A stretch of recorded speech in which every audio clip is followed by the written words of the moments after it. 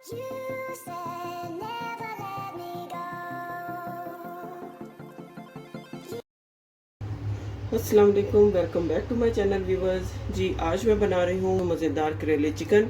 और इसके लिए जिन चीज़ों की ज़रूरत है, हाफ़ के जी यहाँ पे मैंने करेले लिए हैं। इनको मैंने नमक लगा के तकरीबन 1 घंटे के लिए मैंने इनको रखा हुआ है। जब ये इनका पानी निकल जाएगा तो फिर इनको मैं अच्छी तरह से वॉश करके तो इनको मैं फ्राई कर लूँगी। इसके साथ यहाँ पे 3 मीडियम अनियन है, इनको भी मैं करेलों के साथ फ्राई कर लूँगी।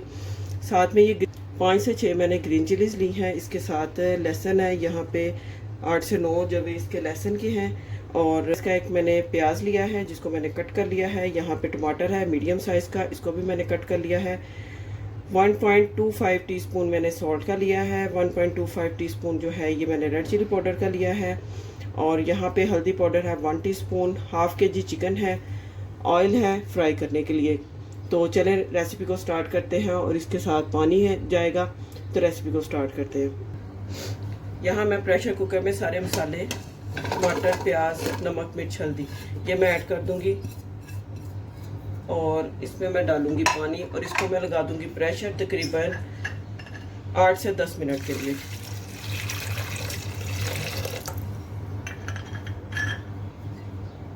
ताकि चिकन का जो मसाला है वो रेडी हो जाए। अच्छा जी, यहाँ पे मैंने तकरीबन 8 मिनट के बाद जो है ये फ्लेम को ऑफ कर दिया है। और मसाला जो है आप देख सकते हैं ये गल चुका है, लहसुन प्याज।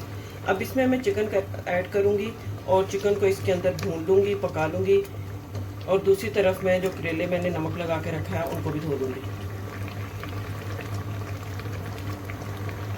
अच्छा, इसको मैं पकाऊंगी तब तक जब सारा चिकन जो है वो अच्छी तरह से मसाले के साथ पक ना जाए। और बिल्कुल पानी जो है बिल्कुल ड्राई इसमें होना चाहिए। चिकन के अंदर बिल्कुल भी एक कतरा भी पानी का नहीं बाकी रहना चाहिए, नहीं तो करेले जो हैं वो बिल्कुल भी टेस्टी नहीं लगते, अच्छे नहीं लगते। तो बस आप भी इस बात का ख्याल रखिएगा। लो टू मीडियम फ्लेम पे मैं इसको पका रही हूँ। हाई फ्लेम करेंगे मसाला जल्दी ड्राई हो जाएगा और चिकन जो है वो कच्चा रहेगा। तो इस वजह से इसको मैं मीडियम फ्लेम पे इसको मैं पका रही हूँ। तो आपने भी इस बात का ख्याल रखना है। अच्छा जी, चिकन यहाँ पे ऑलमोस्ट पक चुका है। अब इसमें मैं सब्ज़ मिर्चें डालूंगी और इसको मैं भून लूँगी। सब्ज़ मिर्चों के साथ करेले का टेस्ट बहुत ज़बरदस्त आता है। तो बस इसको मैं 3 से 4 मिनट और इसको भूनूंगी और फिर उसके बाद करेले और प्याज फ्राई कर लूँगी। अच्छा जी, चिकन यहाँ पे अच्छी तरह से पक चुका है। अब मैं करेलों को फ्राई कर लूँगी। जी, यहाँ मैंने कढ़ाई लिया और इसमें मैंने ऐड कर दिया है ऑयल। इसमें ऐड करूँगी मैं करेले और इसको लो टू मीडियम फ्लेम पे इसको मैं फ्राई करूँगी। बिल्कुल आराम से आपने इसको फ्राई करना है, ज़्यादा जल्दी नहीं करनी, नहीं तो करेले जो हैं वो कच्चे रह जाते हैं अंदर से और ऊपर से जो है वो जले हुए लगते हैं और बिल्कुल भी टेस्ट उनका अच्छा नहीं आता। जी व्यूअर्स, यहाँ पे देखें करेले जो हैं वो फ्राई हो रहे हैं, साथ साथ मैं इनको हिलाती जा रही हूँ। और आप देख सकते हैं कि इक्वली सबका कलर एक जैसा ही आ रहा है। बस इनको मैं थोड़ा सा और फ्राई करूँगी, इसमें मैं प्याज ऐड कर दूँगी। अच्छा जी, करेले यहाँ पे फ्राई हो चुके हैं और इसमें मैं प्याज ऐड कर दूँगी। प्याज को भी मैं इसके साथ फ्राई कर लूँगी।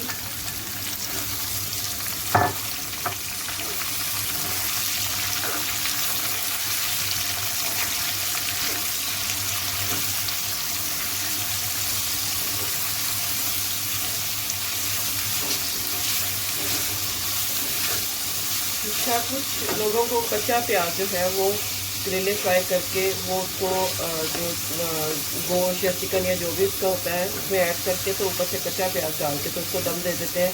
वैसे भी अच्छा लगता है, लेकिन इस तरह फ्राई किया हुआ प्याज जो है वो ज़्यादा उसके साथ करेले दूध का जो टेस्ट है वो बड़ा रिच हो जाता है, बड़ा अच्छा लगता है। तो ये आपकी अपनी चॉइस है। अगर आपने कच्चा प्याज ऐड करना है तो कच्चा कर दें, और अगर आपने इस तरह साथ करेलों को फ्राई करके आपने ऐड करना है तो इस तरह आप कर दें। चलें, अब इनको मैं फ्राई कर लेती हूँ।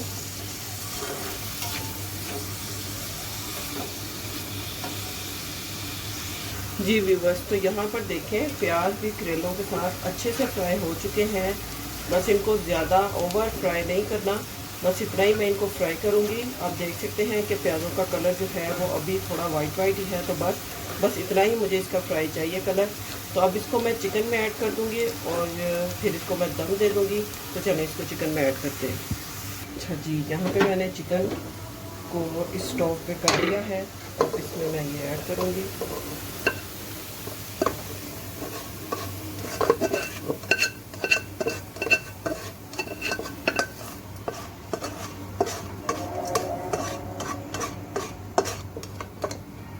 चले, अब इसको मिक्स करके अच्छे से, ताकि करेले और चिकन जो है वो अच्छी तरह से मिक्स हो जाए। और चलें, अब इसको मैं 4 से 5 मिनट के लिए दम दूंगी। इसके ऊपर मैं डाल दूंगी ये थोड़ी सी बची हुई कटी हुई सब्ज़ मिर्चें। इसके साथ इसकी खुशबू बहुत अच्छी आती है। तो अब इसको मैं कवर करूंगी, इसको दम दे दूंगी।